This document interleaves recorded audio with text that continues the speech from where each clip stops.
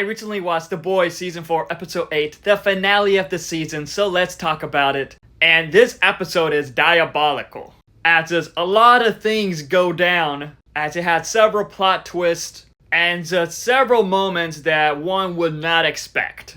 This is the episode that sets up for Season 5. Well, really for Gen V Season 2 and then The Boys Season 5.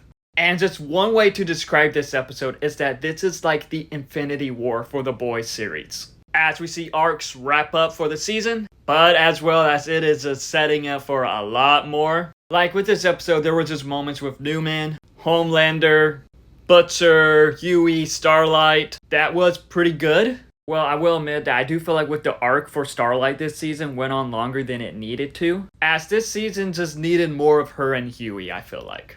But just the things that go down in this finale with Butcher, with Ryan, and what it's setting up for Homelander, the final season is just going to be diabolical.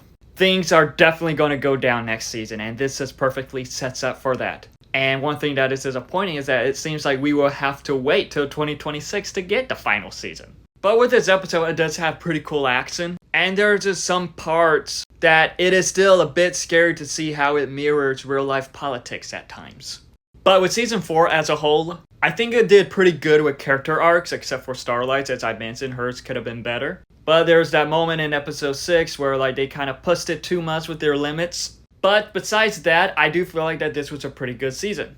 And the two standouts are, of course, Homelander and Butcher, as Antony Starr and Karl gave good performances, gave phenomenal performances. And as we know, A-Train, he was a standout this season too. But I do admit, there are moments where it felt like that Huey and Starlight were pushed to the back at times this season.